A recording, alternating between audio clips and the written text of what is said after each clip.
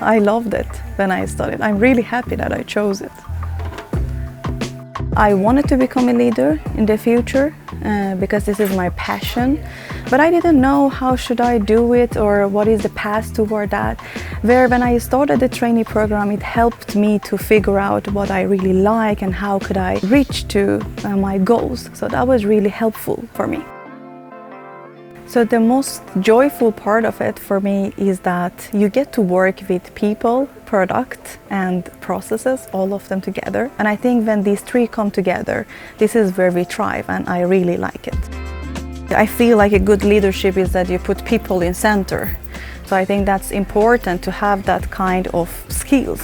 I really like that I have like people, process and product, all of them together.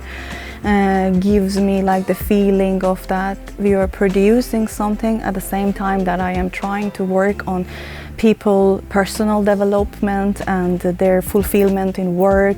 If someone at home thinking about applying for this trainee program, I highly recommend it. It's so fun and you're going to learn a lot of stuff, and it's really helpful for your personal development.